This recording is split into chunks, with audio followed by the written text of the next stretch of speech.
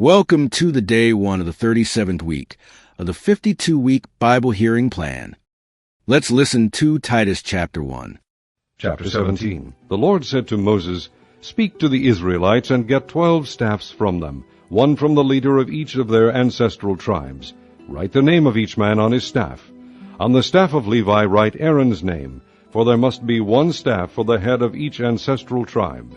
Place them in the tent of meeting in front of the testimony where I meet with you. The staff belonging to the man I choose will sprout, and I will rid myself of this constant grumbling against you by the Israelites." So Moses spoke to the Israelites, and their leaders gave him 12 staffs, one for the leader of each of their ancestral tribes, and Aaron's staff was among them. Moses placed the staffs before the Lord in the tent of the testimony. The next day Moses entered the tent of the testimony and saw that Aaron's staff, which represented the house of Levi, had not only sprouted, but had budded, blossomed, and produced almonds. Then Moses brought out all the staffs from the Lord's presence to all the Israelites. They looked at them, and each man took his own staff.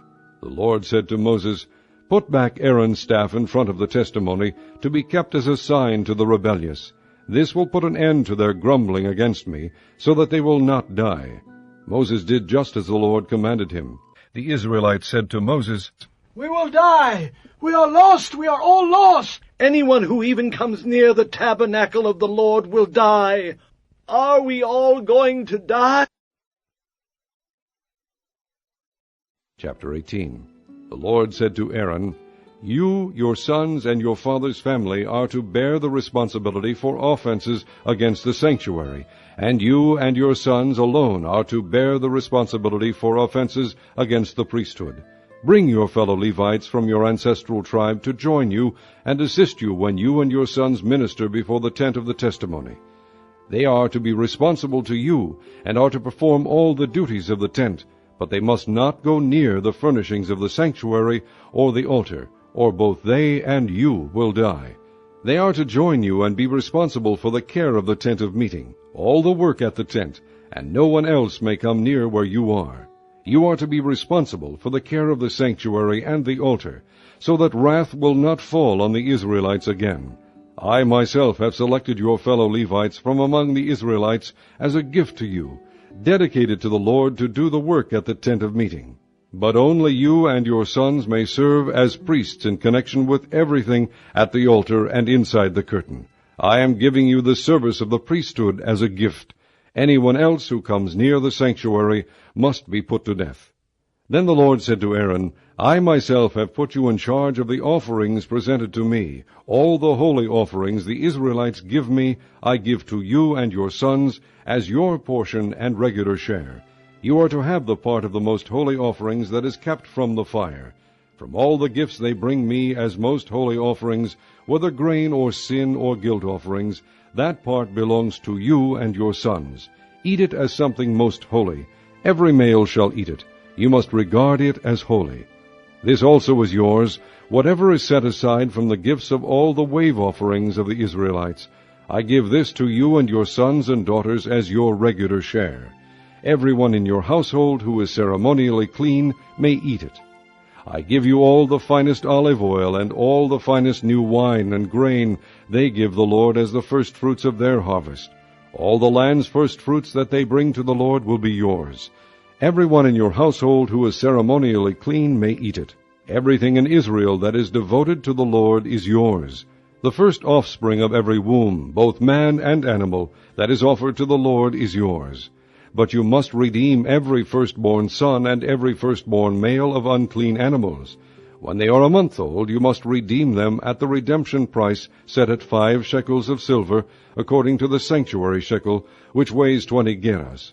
But you must not redeem the firstborn of an ox, a sheep, or a goat. They are holy. Sprinkle their blood on the altar, and burn their fat as an offering made by fire, an aroma pleasing to the Lord. Their meat is to be yours, just as the breast of the wave offering and the right thigh are yours. Whatever is set aside from the holy offerings the Israelites present to the Lord, I give to you and your sons and daughters as your regular share. It is an everlasting covenant of salt before the Lord for both you and your offspring." The Lord said to Aaron, You will have no inheritance in their land, nor will you have any share among them. I am your share, and your inheritance among the Israelites. I give to the Levites all the tithes in Israel as their inheritance in return for the work they do while serving at the tent of meeting. From now on the Israelites must not go near the tent of meeting, or they will bear the consequences of their sin and will die. It is the Levites who are to do the work at the tent of meeting, and bear the responsibility for offenses against it. This is a lasting ordinance for the generations to come. They will receive no inheritance among the Israelites. Instead, I give to the Levites as their inheritance the tithes that the Israelites present as an offering to the Lord. That is why I said concerning them, they will have no inheritance among the Israelites. The Lord said to Moses, Speak to the Levites and say to them, When you receive from the Israelites the tithe I give you as your inheritance, you must present a tenth of that tithe as the Lord's offering. Your offering will be reckoned to you as grain from the threshing floor, or juice from the winepress. In this way you also will present an offering to the Lord from all the tithes you receive from the Israelites. From these tithes you must give the Lord's portion to Aaron the priest. You must present as the Lord's portion the best and holiest part of everything given to you. Say to the Levites, When you present the best part, it will be reckoned to you as the product of the threshing floor or the winepress. You and your households may eat the rest of it anywhere, for it is your wages for your work at the tent of meeting. By presenting the best part of it you will not be guilty in this matter. Then you will not defile the holy offerings of the Israelites, and you will not die. Chapter 19. The Lord said to Moses and Aaron, This is a requirement of the law that the Lord has commanded. Tell the Israelites to bring you a red heifer without defect or blemish, and that has never been under a yoke. Give it to Eleazar the priest. It is to be taken outside the camp and slaughtered in his presence. Then Eleazar the priest is to take some of its blood on his finger and sprinkle it 7 times toward the front of the tent of meeting. While he watches, the heifer is to be burned, its hide, flesh, blood, and offal. The priest is to take some cedar wood, hyssop, and scarlet wool, and throw them onto the burning heifer. After that the priest must wash his clothes and bathe himself with water. He may then come into the camp, but he will be ceremonially unclean till evening. The man who burns it must also wash his clothes and bathe with water, and he too will be unclean till evening. A man who is clean shall gather up the ashes of the heifer and put them in a ceremonially clean place outside the camp. They shall be kept by the Israelite community for use in the water of cleansing. It is for purification from sin. The man who gathers up the ashes of the heifer must also wash his clothes, and he too will be unclean till evening. This will be a lasting ordinance both for the Israelites and for the aliens living among them. Whoever touches the dead body of anyone will be unclean for 7 days. He must purify himself with the water on the 3rd day and on the 7th day, then he will be clean. But if he does not purify himself on the 3rd and 7th days, he will not be clean. Whoever touches the dead body of anyone and fails to purify himself defiles the Lord's tabernacle. That person must be cut off from Israel. Because the water of cleansing has not been sprinkled on him, he is unclean. His uncleanness remains on him. This is the law that applies when a person dies in a tent. Anyone who enters the tent and anyone who is in it will be unclean for 7 days, and every open container without a lid fastened on it will be unclean. Anyone out in the open who touches someone who has been killed with a sword, or someone who has died a natural death, or anyone who touches a human bone or a grave, will be unclean for 7 days. For the unclean person, put some ashes from the burnt purification offering into a jar, and pour fresh water over them. Then a man who is ceremonially clean is to take some hyssop, dip it in the water, and sprinkle the tent and all the furnishings and the people who were there. He must also sprinkle anyone who has touched a human bone, or a grave, or someone who has been killed, or someone who has died a natural death. The man who is clean is to sprinkle the unclean person on the 3rd and 7th days, and on the 7th day he is to purify him. The person being cleansed must wash his clothes and bathe with water, and that evening he will be clean. But if a person who is unclean does not purify himself, he must be cut off from the community, because he has defiled the sanctuary of the Lord. The water of cleansing has not been sprinkled on him, and he is unclean. This is a lasting ordinance for them. The man who sprinkles the water of cleansing must also wash his clothes, and anyone who touches the water of cleansing will be unclean till evening.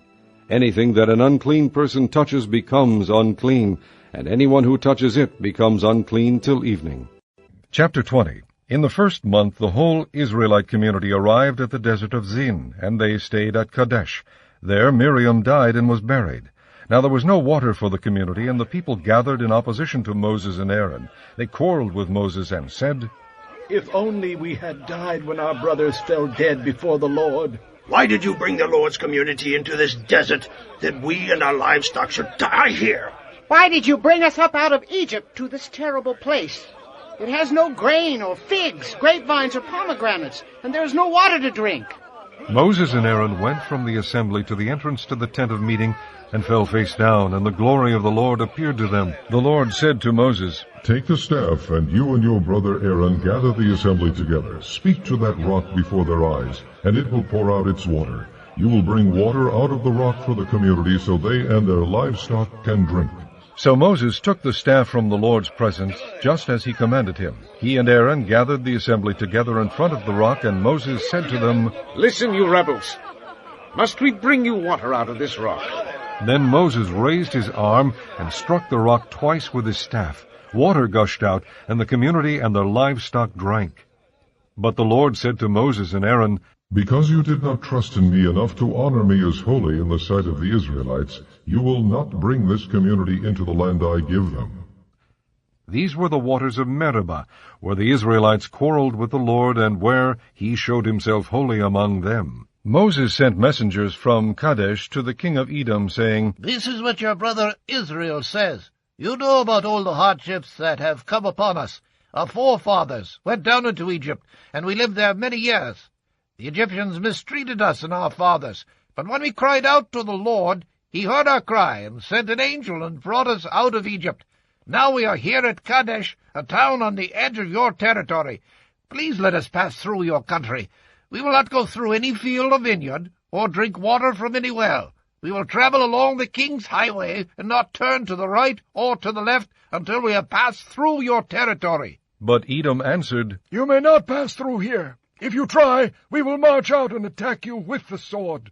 The Israelites replied, We will go along the main road, and if we or our livestock drink any of your water, we will pay for it. We only want to pass through on foot, nothing else. Again they answered, You may not pass through. Then Edom came out against them with a large and powerful army. Since Edom refused to let them go through their territory, Israel turned away from them.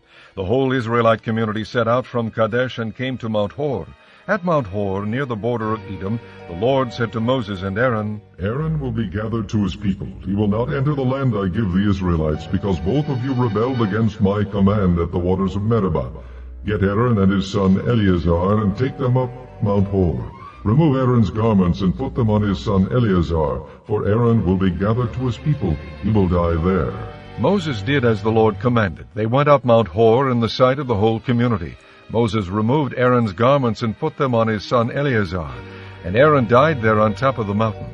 Then Moses and Eleazar came down from the mountain, and when the whole community learned that Aaron had died, the entire house of Israel mourned for him 30 days.